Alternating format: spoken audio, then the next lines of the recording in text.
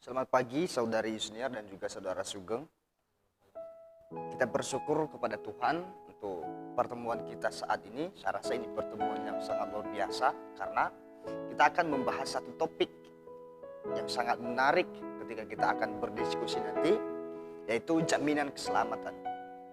Nah, kenapa kita perlu berdiskusi atau membahas ini sebenarnya? Karena kita tahu bahwa di kalangan kekristenan banyak sekali keraguan yang mereka miliki. Nah, ini kekuatan siapa? Ini pekerjaan siapa? Inilah pekerjaan iblis. Dia menaruh benih keraguan di dalam hati kita. Tetapi kita bersyukur karena apa? Alkitab memberitahu kita di dalam 1 Yohanes pasal 5 ayat 13 bahwa kita yang percaya kepada nama anak Allah pasti memiliki hidup yang kekal.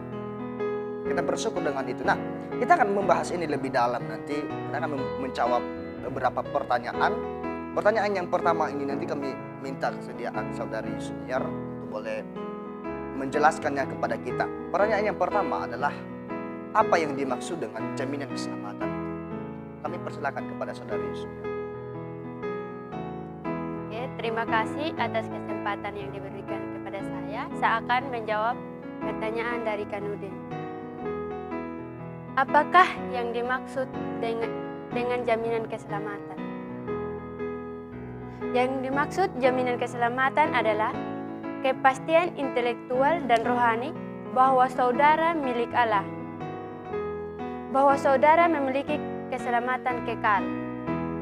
Jaminan keselamatan yang Allah karuniakan kepada kita haruslah kita ketahui dan yakini. Kita lihat di 2 Timotius 1 ayat 12.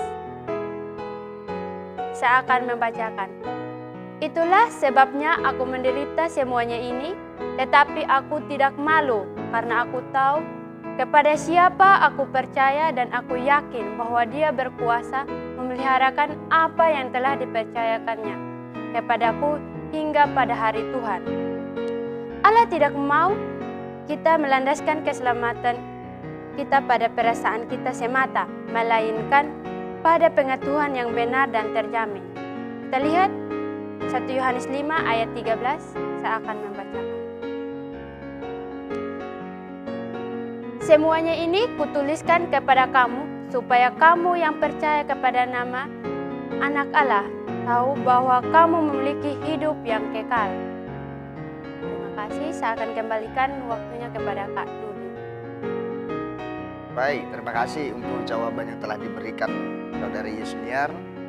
Dan mungkin yang saya tangkap daripada apa yang telah dijelaskan tadi bahwa secara singkat jaminan keselamatan itu sebuah kepastian secara intelektual dan juga rohani kita bahwa kita adalah milik Allah dan bahwa kita memiliki keselamatan yang kekal. Mungkin demikian ya. Baik, terima kasih saudari Yusniar. Dan ini juga pertanyaan yang kedua ini saya rasa ini tidak kalah penting dengan apa yang telah dijelaskan oleh saudari Yusniar tadi. Kita perlu tahu ini juga. Pertanyaan yang kedua ini kan nanti kami minta kesediaan saudara Sugeng boleh menjelaskannya kepada kita. Yaitu mengapa kita memerlukan jaminan keselamatan? Kami memberikan waktunya kepada saudara Sugeng. Baik, terima kasih untuk waktunya. Saya akan mencoba untuk menjawab pertanyaan dari saudara Nudin. Saya akan mengawali dengan bacaan satu ayat yang terambil dalam 1 Yohanes 1 ayat 4.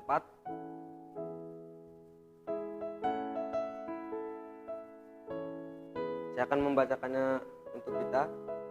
Dan semuanya ini kami tuliskan kepada kamu supaya sukacita kami menjadi sempurna. Dari ayat ini saya akan menjawab bahwa kenapa kita membutuhkan jaminan keselamatan, karena jaminan keselamatan itu membawa sukacita yang sejati untuk kita. Mungkin saya bisa kasih satu contoh tentang orang yang sakit.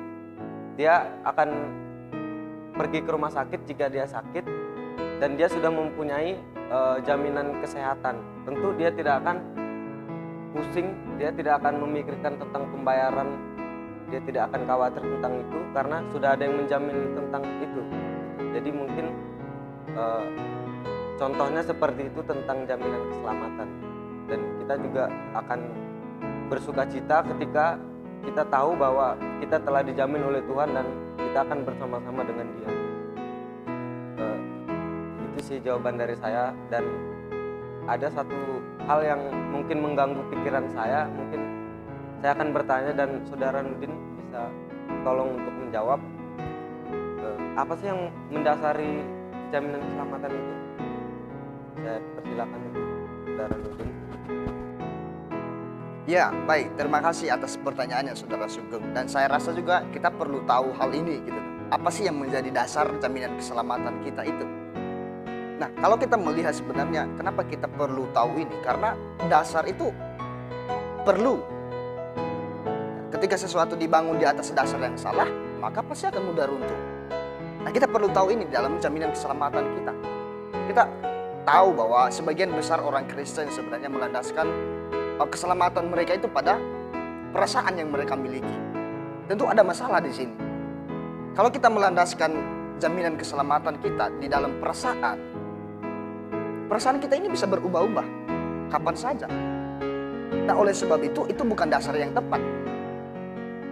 Alkitab memberitahu kita bahwa kita tidak hanya mempunyai perasaan, tidak hanya sekedar perasaan, tetapi kita memiliki apa? Firman Tuhan sebagai dasar kita tentang jaminan keselamatan ini. Nah, memang ada beberapa hal yang ingin saya sampaikan tentang dasar ini. Yang pertama adalah pribadi Allah. Ini maksudnya apa? Mari kita buka di dalam Alkitab, Titus pasal 1. Ayatnya yang kedua. Dikatakan begini, saya membaca kepada kita. Dan berdasarkan pengharapan akan hidup yang kekal yang sebelum permulaan zaman sudah dijanjikan oleh Allah yang tidak berdusta. Jadi kita melihat di sini bahwa dasar kita itu adalah pribadi Allah yang tidak berdusta. Artinya apa yang dikatakan oleh Allah itu pasti akan terjadi. Apa yang dikatakan oleh Allah itu tetap tidak pernah berubah. Berbeda dengan perasaan tadi. Itu dasar yang pertama. Yang kedua adalah janji-janji Allah. Ada sebuah janji di dalam keselamatan. Janjinya apa? Mari kita buka di dalam Yohanes pasal 5. Yohanes pasal 5 ayat 24 dikatakan begini. Aku berkata kepadamu, sesungguhnya barang siapa mendengar perkataanku dan percaya kepada Dia yang mengutus aku, ia mempunyai hidup yang kekal dan tidak turut dihukum, sebab ia sudah pindah dari dalam maut ke dalam hidup. Jadi di sini kita tahu kita memiliki hidup yang kekal. Itu janji Allah. Dan yang kedua, kita tidak akan pernah turut dihukum. Allah juga menjanjikan kepada kita bahwa ketika kita datang kepada Kristus, Kristus itu tidak pernah menolak kita. Ketika kita berseru, maka kita akan diselamatkan.